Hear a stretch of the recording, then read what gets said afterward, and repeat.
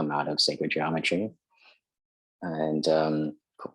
And basically, it is the simplest mathematic form that you can create besides the sphere. The sphere basically has no edges or sides. It's basically just one thing. So if you think of that as one, the next one that you can do would be a triangle, but the three-dimensional version would be the tetrahedron. So it is what is called a simplex or syntax, whereas the simplest form that you can create in geometry, which gives it kind of the basis, the starting point, which also means that it's very important and can be kind of traced back to the kind of beginnings of material, like how material was formed, how stuff was formed. There's a group that is doing a lot of research into the foundations of how the reality kind of came together, if you will. And they're seeing that the tetrahedron is the perfect shape if you combine it in certain ways and then have other tetrahedrons that are interacting with those shapes that form this kind of secret language of math. And it kind of explains a lot of how materials come together. That sounds very interesting. Yes. Yeah. So there is actually a research group that are just doing research on this sphere. Yeah, this one thing, this one tetrahedron. They have been doing research since like 2007 or earlier, probably even like 2003 is probably the beginning of it. But they're actual, mathematicians, scientists, all that type of stuff that we're trying to get down to the simplest form of how material comes to be. And so they, have all these, mathematical models and all that type of stuff. And they came back to that just the tetrahedron was probably the way that different things can be formed together and still have a complexity to it. They were thinking about the cube and all that type of stuff, which tends to be a lot of the atomic lattices is kind of made up of like somewhat of a cube structure that it kind of comes together. But if it's a cube, there's too much pattern in it. There's not enough chaos, as they would call it. And so you needed a little bit of chaos for materials to form. And so they thought the tetrahedron is probably the closest bet to that. But I did get you wrong there. I thought you said the sphere, that they were doing research from around the sphere. Yeah, the round thing. Yes. But because I did Google just a little bit before we went live about these geometric symbols, and we are talking about two separate shapes, and yet they are often present together. So I also stumbled over a headline saying that they did a lot of research about the round shape too, because it's more complexity than you would think it is. Yes. It doesn't have any corners, and that makes it a mathematical something. So yeah, take it from there. Yeah, spheres are very interesting to where you can kind of see them everywhere, if you will. Like if you go from the macro, you go to atoms and stuff like that, and you kind of think of like an image of an atom, and it's usually spheres that are connected to other spheres, right? Even though technically they're not exactly spheres at that atomic level, but we kind of have that image of the sphere there. And then you go up further and you go into planets, suns, all that type of stuff, and it's still more spheres. And so it's basically how gravity works, if you will, is that if a certain amount of not material, but just if gravity forms into one spot, it pulls everything equally into that spot. And so that's why the sphere is usually the most common version in the galaxy, because it's the gravity that is pulling the material together into that one a heavier gravitational pull or spot, and so it forms an equal sides, so to speak. There's not one side that is more than the other. So it's a sphere is kind of the perfect shape when involving gravity into it. But yeah. I find it kind of interesting that they are combining the tetrahedron within the sphere, because the sphere is, as I see it, more connected to the feminine aspect, and tetrahedron, I can't put a gender on that one. So yeah, it seems like the cube would be the closest to the masculine, but the tetrahedron is almost that balance in between, if you will. It is more masculine because it is straight lines, 4 sides. The cube has 6 sides, and so it's kind of the simplest form, and the points and all that type of stuff, and therefore it does make it a little bit more masculine.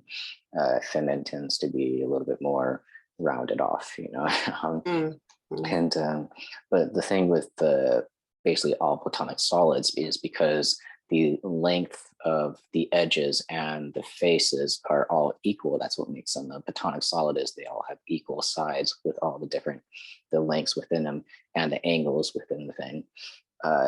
If you were to spin, basically every single one of them can fit within a sphere with perfect edging, it touching all sides equally. It can also fit within a cube equally.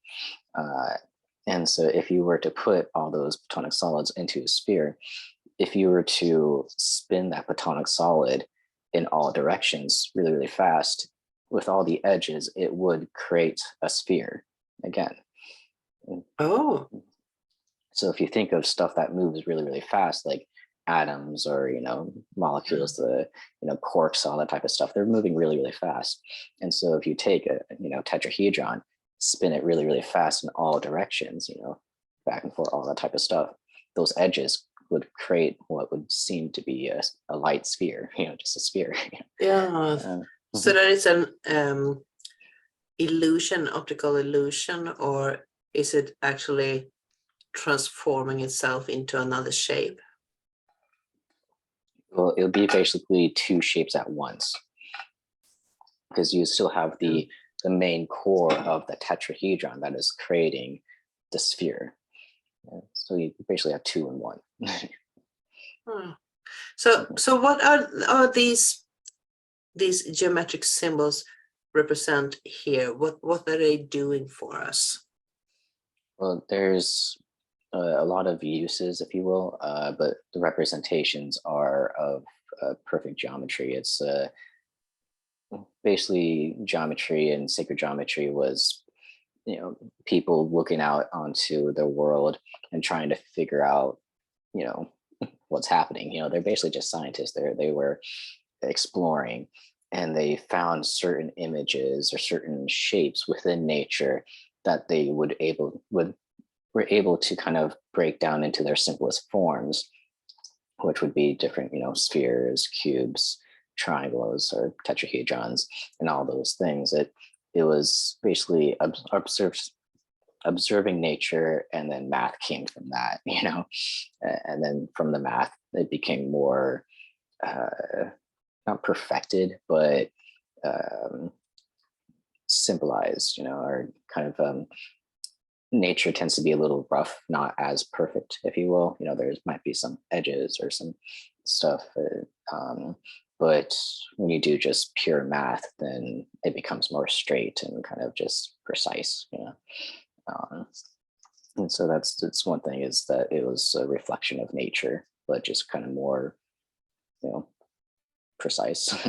And then another one is that they represent different elements. Most of the platonic solids have an element related to it. And so if you're wanting to go more pagan or kind of Wiccan, that type of thing, or even spiritual, if you want to do that, it's the tetrahedron represents fire. And so when you are thinking about a tetrahedron or using tetrahedrons in rituals or anything like that, it's usually in association with fire, and fire being passion, intensity, that type of thing. It's not just the actual element of fire, it's what the fire represents as well. So is that a symbol that amplifies the energies, or what exactly is the tetrahedron doing? I mean, you should use it either mathematically, but how? It is not a everyday symbol, so you don't hear so much about tetrahedron. Yeah, tetrahedron's very interesting. It's kind of, it gets overlooked, I should say, a lot, because most people will just go to the sphere, the cube, or the more fancier ones like the dodecahedron, you know. But yeah, it's not something that you would normally see, you know, every day. But actually, technically, in the Hinduism, I believe it's Hinduism, the Tantra and all this other sects, even Buddhism, in their paintings and their art, they use a lot of tetrahedrons, and they would show that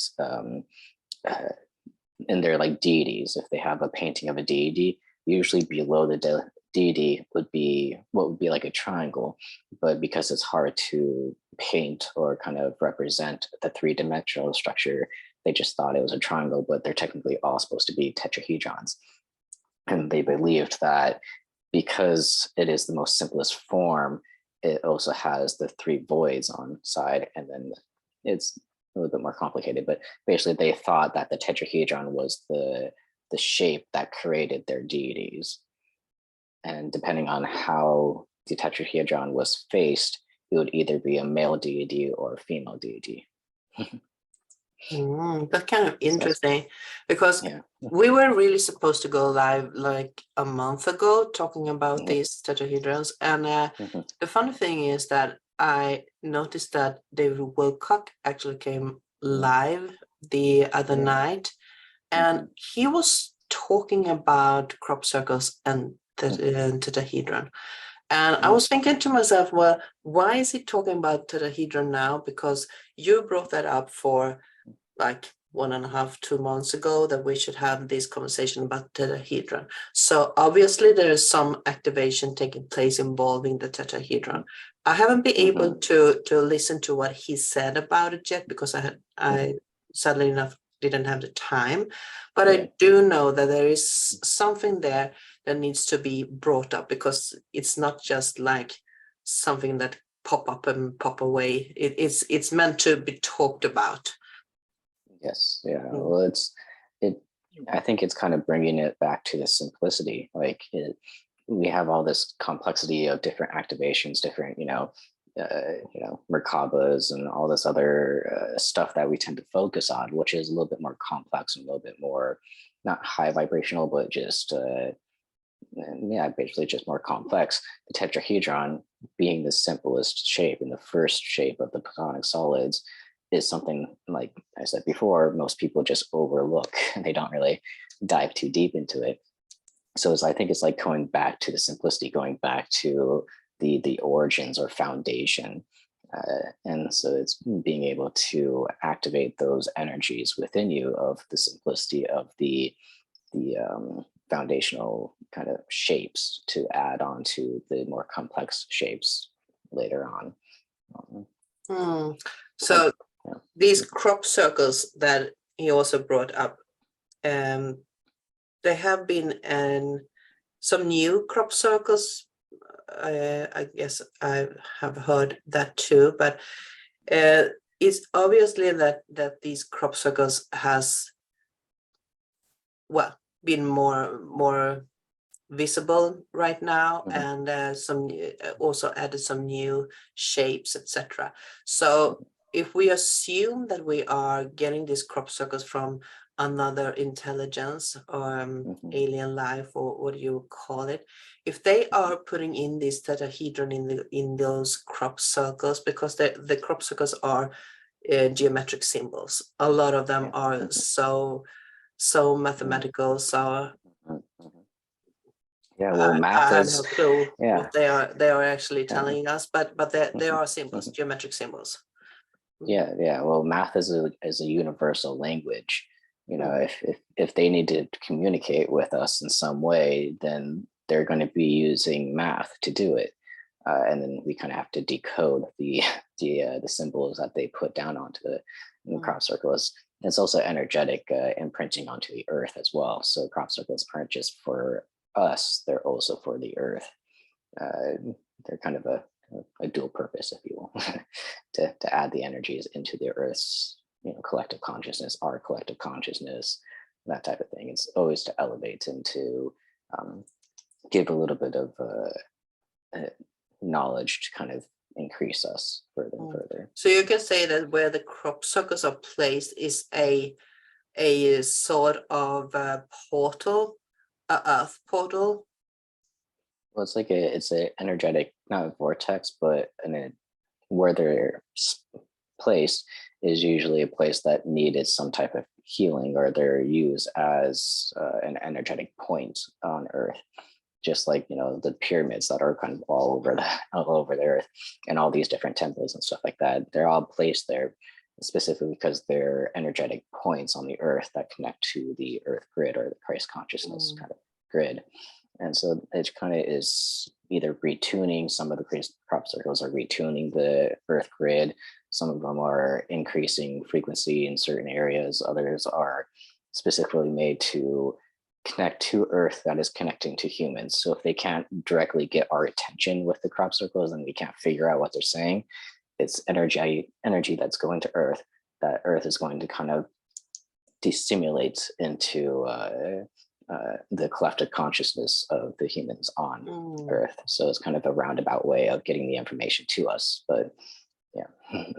I never kind of thought that the crop circles actually was there to connect with earth, to be energy points for the earth collective memory, but makes a lot of sense.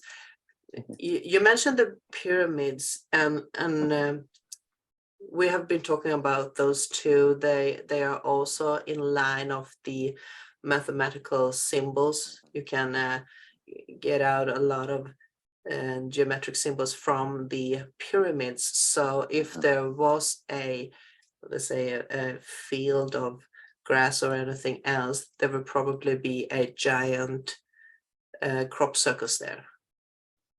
Yeah, basically, if a pyramid had a whole bunch of grass around it, there's going to be a lot of energy to that place, and therefore it'd be the perfect place to add different energy points or different energy frequencies that would be amplified by the pyramid and be able to have more range, if you will, more impact. That definitely makes the pyramids even more. You get more curious about the pyramids when you put the crop circles connected, the energy from there to the pyramids. It brings a whole another depth of confusion. Yes, yeah, and even like mathematicians would call the tetrahedron just the three-sided pyramid. So if they didn't want to say the whole tetrahedron name, they would just kind of, even though it's a longer name to say, they would say it's the three-sided pyramid. But yeah. So yeah, keep talking about these, because there's definitely a history here to be told somehow. I don't know what, but I guess you have something in your mind you want to share. Yeah, well, it's if you think of the Merkaba, right? Merkaba is two tetrahedrons inversed onto itself and connected, right? And so basically what would be happening is that the tetrahedron is being mirrored, just like how most, like I don't know, it's kind of weird to say, but in a lot of science and a lot of math, you have to mirror the thing that you're doing, especially with like equations and all that type of stuff. So mathematically, it makes sense to mirror stuff, but also in reality itself, reality is basically just like a mirror. It's a kind of a fractal of source. And so we are reflections of source, if you want to say, sort of.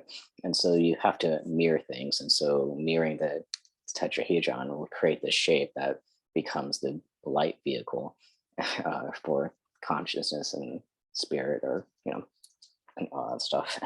And so it's just an interesting thing that a very important shape, the Merkaba, that a lot of people know about, is formed from the simplest version or simplest mathematical shape that you can ever create, which is just the tetrahedron. So, yeah. Mm. There brings another question to my mind. Have you ever meditated upon the tetrahedron? Tetrahedron, yeah. So what's the difference energetically? Because we talked about that too.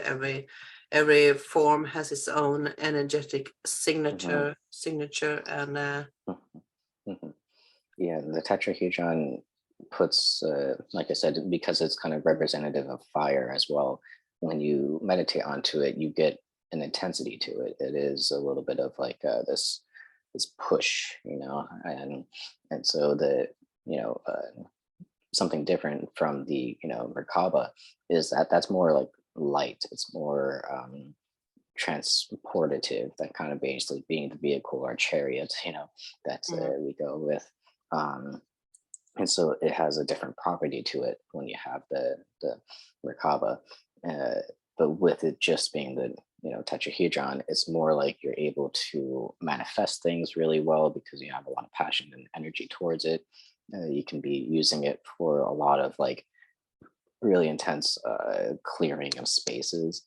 Honestly, like if you were to set up just a simple version of the triangle, you know just 2D version basically, with your different crystals around you, if you want to do crystals or candles or anything like that, and you're in the middle of that triangle that you're set up. You can use that as kind of an amplifier to anything that you're going to be doing, because it's going to add a lot of this balance and also intensity. With the three sides, it's in perfect balance, and so it's always, wherever you're going, it's always going to be the same because there is no one side that looks different than the other. It's all perfectly balanced, the same, equal. And so it's used to do a lot of, clearing, a lot of balancing, a lot of manifestation, all that type of stuff. So it has a lot of things that you can do with it, but it usually is just amplifying the thing that you want from it. Mm.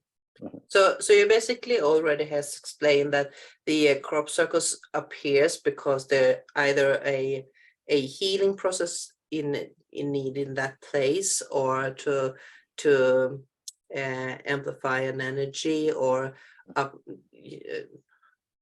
was going to say upgrade the collective consciousness, but and basically that is what it's doing, because it's amplifying. So since they have been, they are saying that there are more crop circles, there are more tetrahedrons taking place all over the world in those crop circles.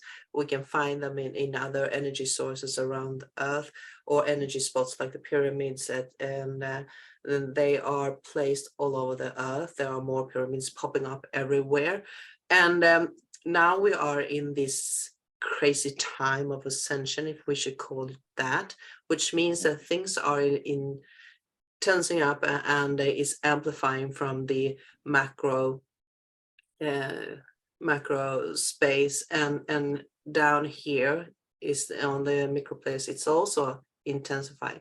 So if there's a healing and amplifying energetic signature going on in these crop circles, could that be related to the times that we are in?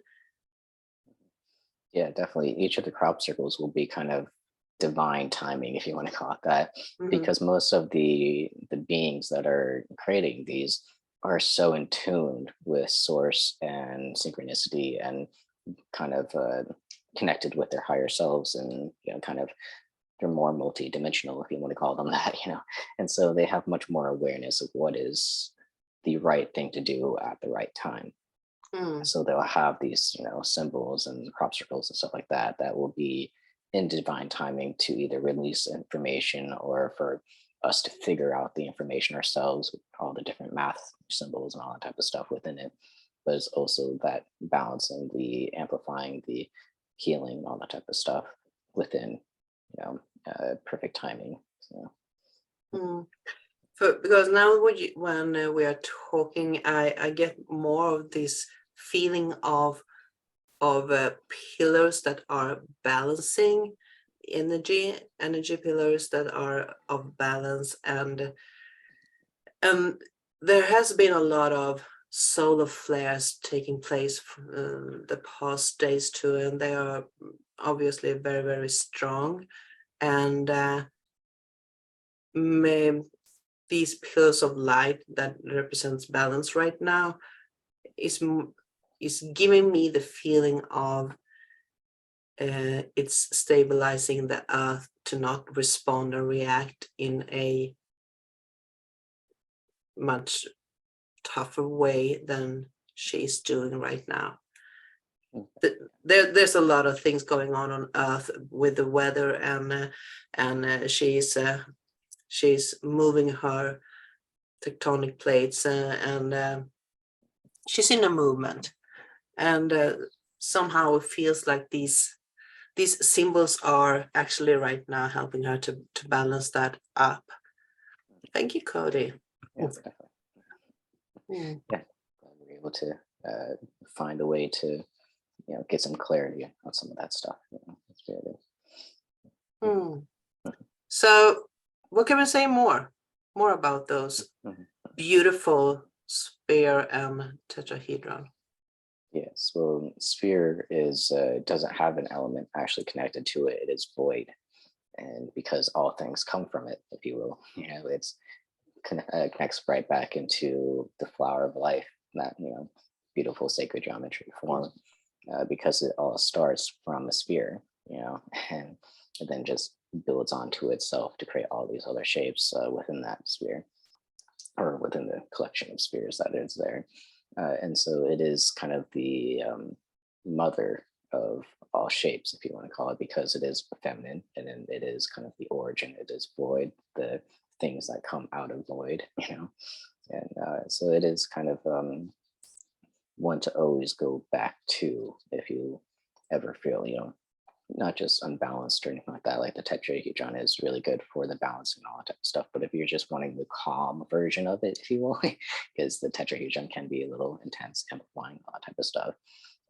If you're wanting the calm version, you use the sphere, because it is kind of the most smooth, as and kind of just calming, relaxing. It's good to go back to the void sometimes. Yeah, I still keep getting this picture of Mother Earth in my head when you're talking about this sphere and the tetrahedrons. So there's something more there that they want you to tap into. So could you please turn your crayon channel on, or Bashar? Yes.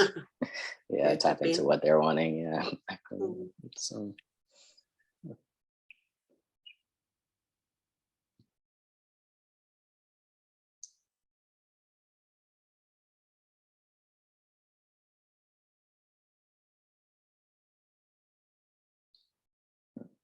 okay. So what I'm getting is the gravity thing that I was talking about earlier, where it draws in, when you're creating a sphere from gravity, from Earth, being created, it was from one point, and everything goes around it. A mother usually is the thing, and something comes out of it. So it's almost the reverse of how the spheres are created. Is they're kind of reflecting as well, when I talk about reflecting as so it's the sphere is the first thing, the reflection is the mother kind of giving birth and nurturing. And so planets get formed, and then they have life that comes from it. And so there's this adverse kind of back and forth type thing. And also something about with the gathering, with it, it's not necessarily just about the formation of it, but something that usually mothers tend to have an energy to them that allows for easier, kind of connection for people, the children or anybody around them, to kind of come close to them. And so with the spheres, because it is such a relaxing and kind of calming shape by itself, it is one that is easy to gather around. And so, and something about furniture, like creating about furniture, like furniture. yeah, like the types of stuff that we have in our house. Our houses are all like square, right? They're Mm-hmm. kind of blocked. They're kind of that type of thing. And so something about having more rounded architecture and different, different stuff that you have within the house is good to have spheres, because it kind of softens the energy and allows for the energy to move easier. In a cube house, energy gets stuck and you don't really get to have that fluidity of energy going in and out all the time. So yeah, something about just finding ways to add spheres, circles, that type of thing into the household as well. That's nice. It's Yeah. almost like feng shui. Yes, yeah, like feng shui. Yeah, I did remember a story once about the hybrid children that um, coming down to Earth is always just hard for them because the frequency is so dense here and all that type of stuff. But some of them that would come down couldn't be inside the buildings there because they were squared. They were hard off, and so it would hurt them more to be inside of a building because it kind of blocked their energy or something. And I just remember something about them not being able to be in buildings that are square, that are kind of angular like this. Well, it Yeah. probably makes very much sense. One of the elder shamanic routines or pagan routines or just normal routines is that the energy usually gets stuck in the corners of a house. Mhm. So when you're cleansing, you need to make this energy move from the corner, and that's where the feng shui comes in. You're putting like a spiral or something that keeps the energy flowing so you don't get stuck. That's pretty interesting because it's actually the same thing all over the world, from Yeah. China, Asian, to Latin America, and even up here. So, and there's the tetrahedron again. Yes. Yeah. Yeah, the circle is closing. That's the Mhm. sphere. Very cool. Yeah. So that's. Do we know where Bashar is originating from? Essassani. And that is place where. I believe, was it the? It's not the Siren. I think it's in the Palladian system, but it's not the Pleiades. I'm not sure what system it is from, but I know it's from a binary star system, and that they have like 3 moons kind of around it, but they're not exactly moons anymore. They're kind of like AI brains, as he would say. They're kind of like the holders of information that is swirling their planet. Yeah, but yeah, they're from Essassani, or he's from Essassani, but he spends a lot of his time, on a ship over Sedona, um, just because he is kind of what's it called? His specialty is a first contact specialist, and so his like job within that society is to make first contact with different planets and races, and yeah. So have you noticed that you are more activated right now with the information from Bashar or other collectives? Sort of, yeah. It's definitely getting a lot more not yelling, but I can say just the voices in the head are kind of a little bit more there, Uh, So, yeah. that's also a difficult word to use. Voices in your head, something. Yeah, exactly. Yes. Yeah, Yeah. but the voice of reason. Yeah, Hmm. you get these nudges. They are pushing you Yes. to Yeah. expand your Yeah, exactly. communication with them. Mhm. Yeah, it's communication and just normal life stuff, because it kind of goes hand in hand with how you live your life. Is going to be reflective of how connected you are, the ability to be connected with them. And so I've Mm. been very That is a very stagnant. interesting point there, Cody. And I would like Mhm, for you to develop mhm, that thought, because mhm, it's so important to realize that the spirituality is the way you are living. Everything mhm, else is almost like it really doesn't matter, because there mhm, are, you know, treats, trick and mhm. treats that you Yes. are given, Mhm, but the mhm, true spirituality is the way you are living. So please develop it mhm. more.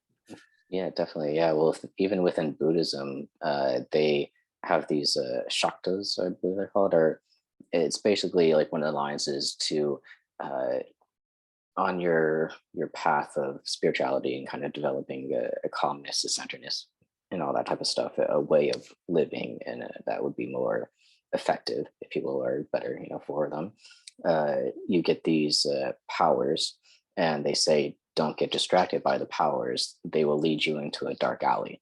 You know, if you get too attached to the abilities to have that communication and to tap into energies and do all this kind of the fun stuff, if you will, of Yeah. the spiritual stuff, uh, it derails you from the actual purpose of it, which is to have a full life that is the most beneficial and effective for you.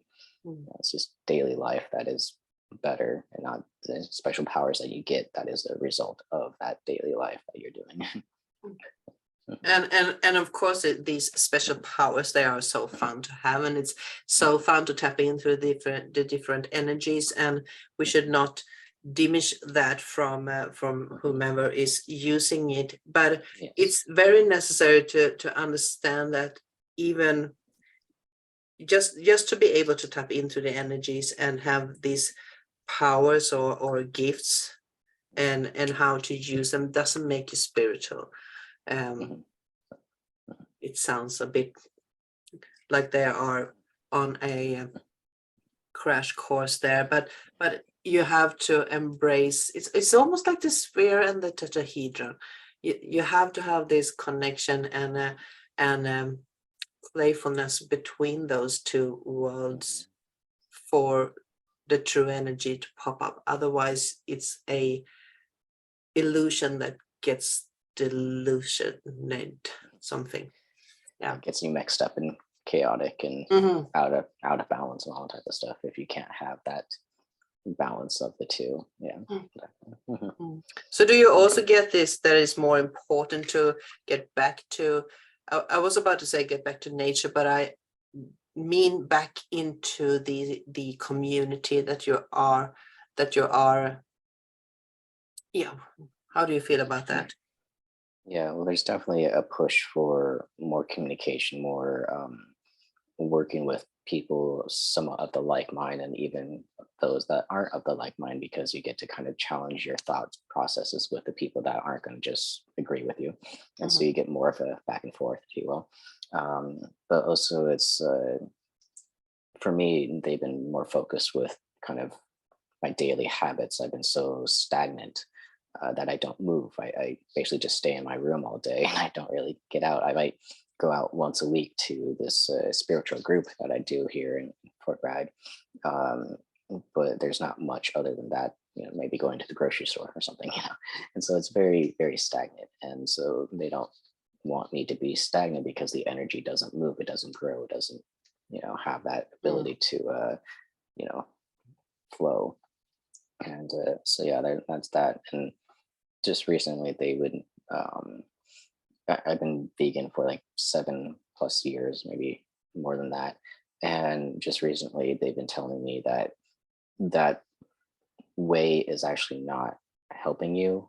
It's actually might be hurting your body.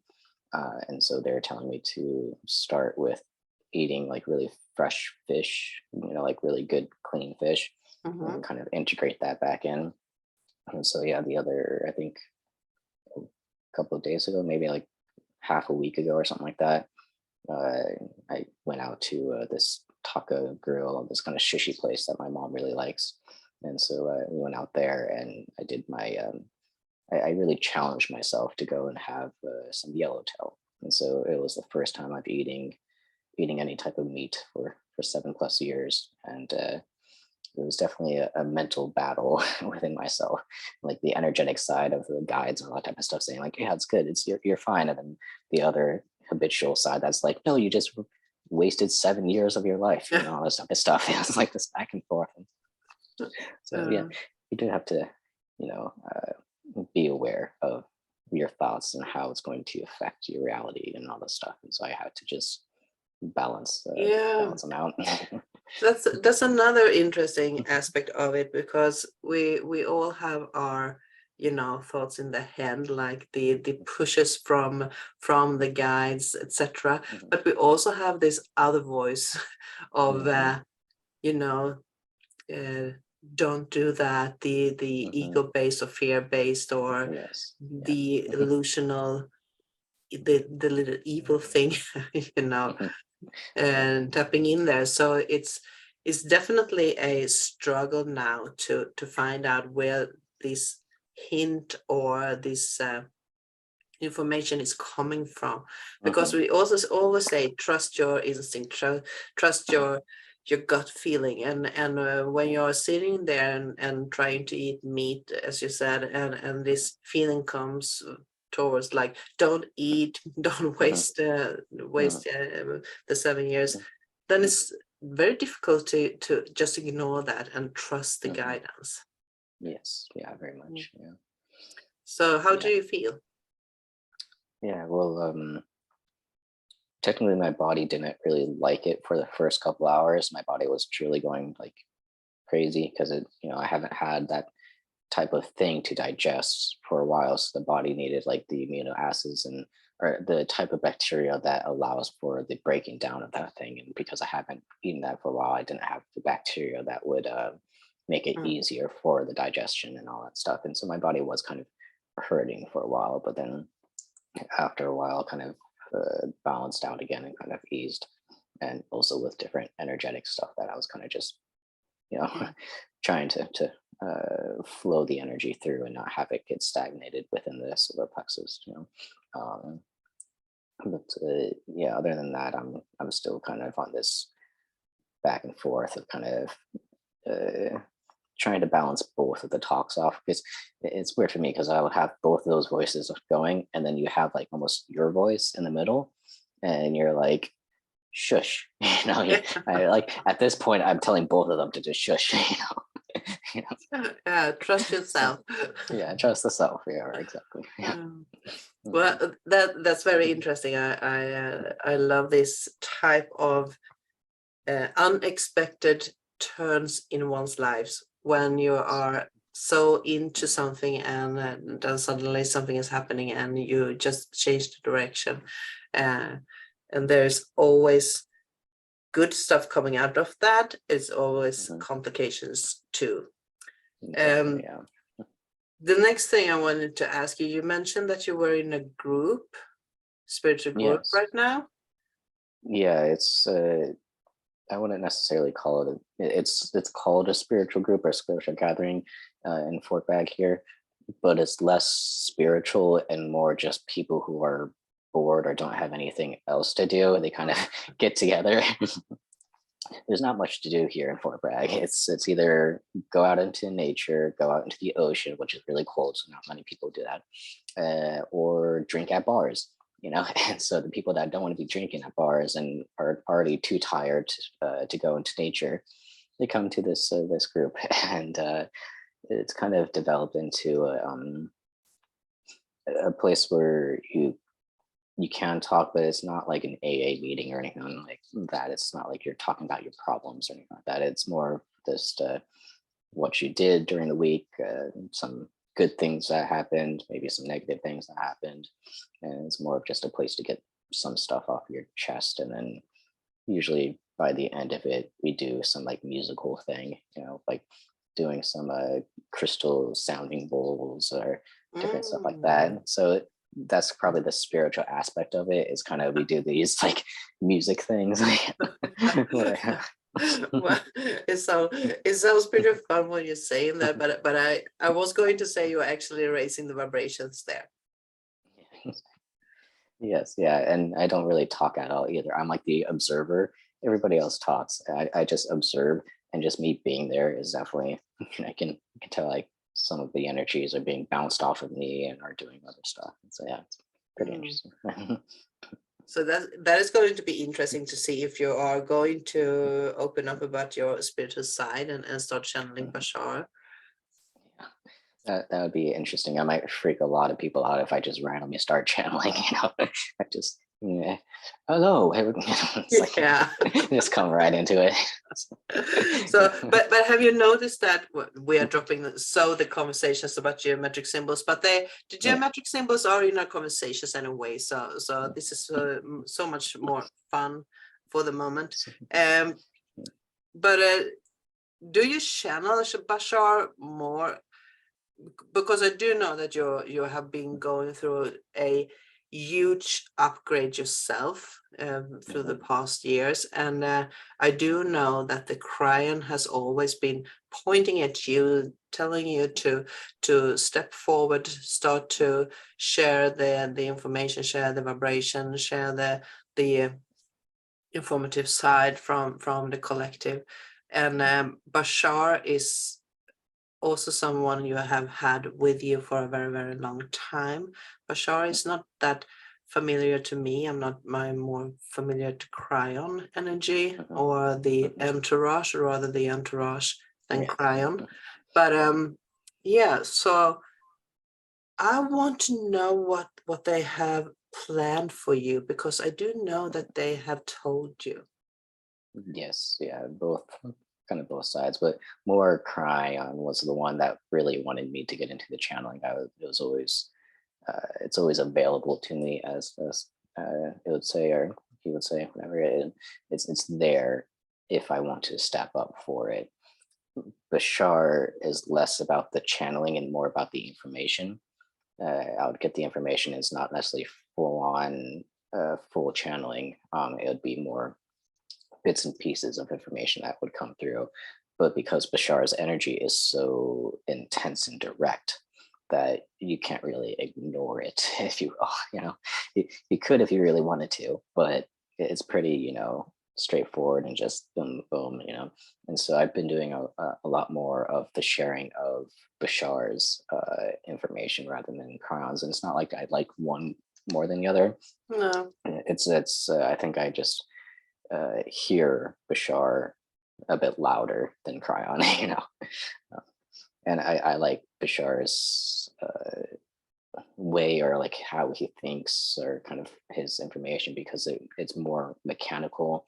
It's almost more like scientific, if you will, and it kind of allows this bridging of a gap between people who are not spiritual or into the energetic stuff, and the people that are extremely into the energetic stuff and don't really care about the mathematics or anything like that. It's really good balance between kind of proving mathematical stuff while still being energetic, Mm-hmm. So what do you want to do? I don't want to be a full channeler, if you will. I'm liking the ability to be in a group or be this type of stuff and just voice the information that I've already kind of gathered before. And so doing a full channeling seems it's like stepping too far out of comfort zone, where I like to be in control of the body. And so get kind of almost giving up that control, even though I know it's not giving up control. It's a balancing of the energies and all that type of stuff. It just is it gets a little intense for me. And so I like having the energy to kind of come through in small little bits and me being able to relay that information. And in a way you are always channeling because you are tapping Yes. into that energy anyway. So you're kind of having a channeling session right now too, Yes. because the information just keeps flowing there, and I love that. So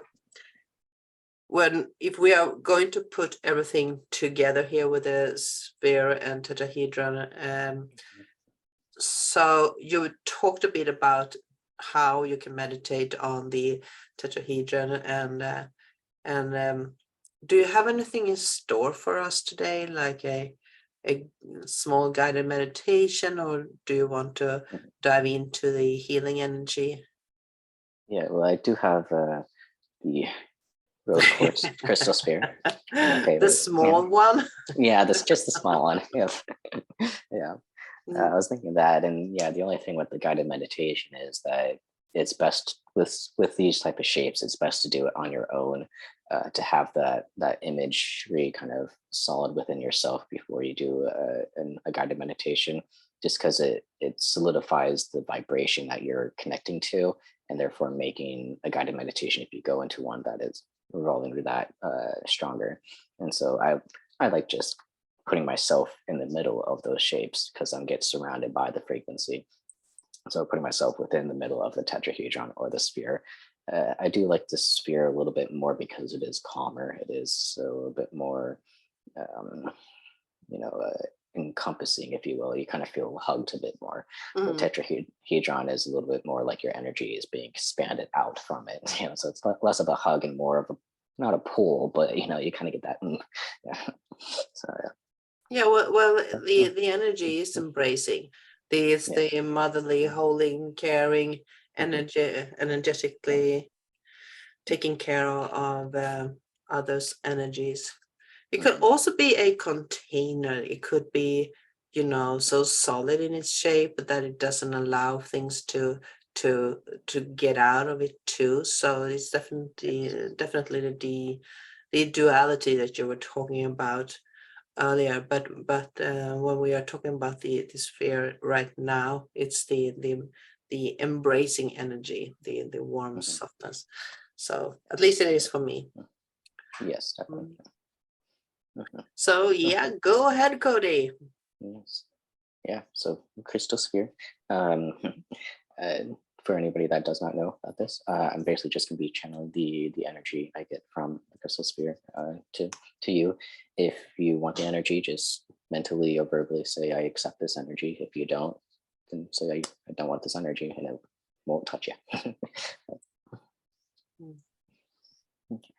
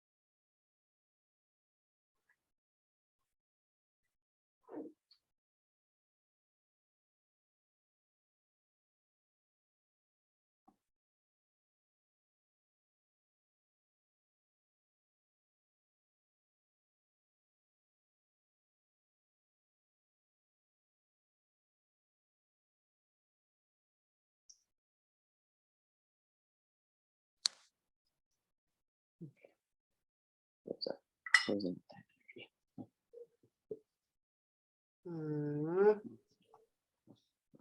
That was a good one. Mhm.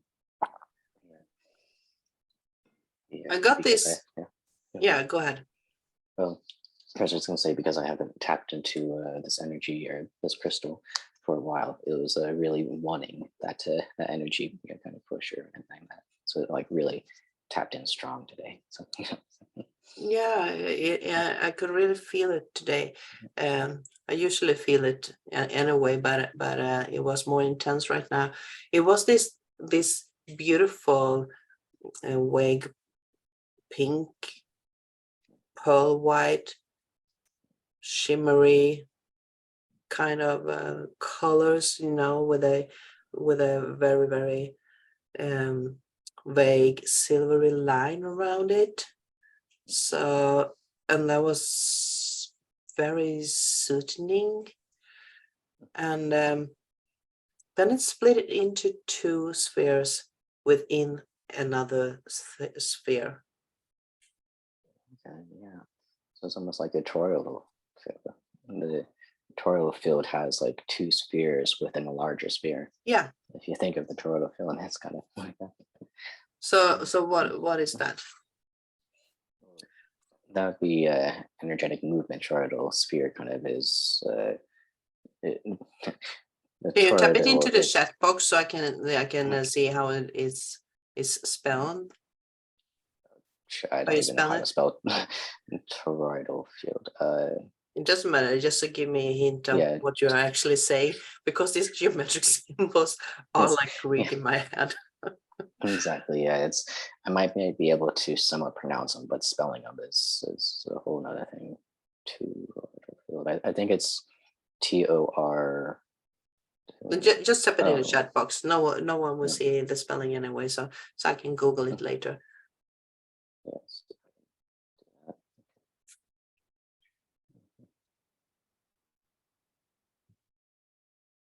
It's-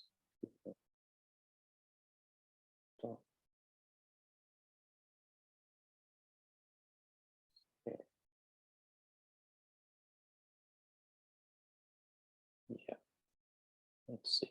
I know that's going to be wrong, but it might get close. Rhodos free. Okay.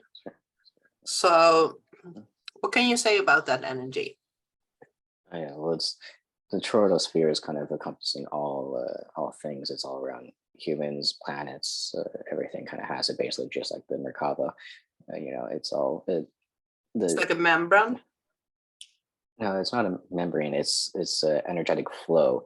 If the Merkaba is kind of the vehicle that you're in, the toroidal sphere is the thing that is around the energy that is around the Yeah, Merkaba. well, I was thinking about that Mhm. shield around the cell, where Oh we are yes, yeah, calling it membrane. Membrane. yes, Yeah.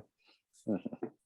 So Yeah, it's okay. more like that. Yeah, it's yeah, it gets really huge. Let's just say, like within just the human body, the toroidal field would encompass maybe like 50 meters or something. It gets really big. So just within the human body, within the planets and all that type of stuff, it's kind of what shields it from the radiation, the space, kind of thing.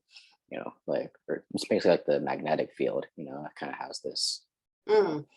North Pole, South Pole type of thing that kind of goes around. So yeah, Interesting that's yeah. that it shows up now that we've been talking about these crop circles and the energetic fields and the sun flares and all of that. So it's definitely a step towards the next chat, maybe. Or what do Yeah, you want to talk about next time? Did you have anything in yeah. mind? No, I didn't necessarily have anything in mind. We could definitely do the toroidal field stuff. But, maybe we can just feel out what might be next. I don't know. It's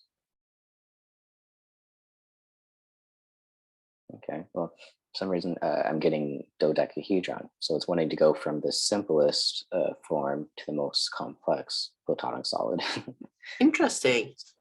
And so Yeah. maybe dodecahedrons and toroidal fields, like that. Yeah. And well, you have to type it in the chat box too, so, or send it on the messenger so I can put it out there. I do recognize that name. I think someone was talking about it recently too. So that is going to be interesting. So yeah, folks, we have a plan.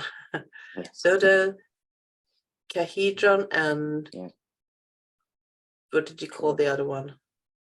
Toroidal field, or it's toroidal sphere. I think I put the wrong second word when I typed it in. It's supposed to be toroidal field and not toroidal sphere. I think I was just holding onto a sphere and it's amazing out. Well, you might have invented some new geometric symbol here. Yeah, right. So that is beautiful. So that is what we are going to do. We are going to talk about that later within 2 weeks. So yeah, stay tuned. We will be back within 2 weeks. We will have stepped into November and then the beginning of November, and we definitely need to do some research on what those symbols are meaning. So at least I have to do that. I'm sorry that I wasn't more prepared today, but that's life. Yes. Exactly. So yeah. Thank you so much, Cody, for everything you have shared here with us, and thank you to all of you who are listening in or tuning into this during these weeks before we go live the next time. And we will be seeing you all within 2 weeks. So, thank you, Cody. Yeah, thank you. Thank you. Bye-bye. Bye.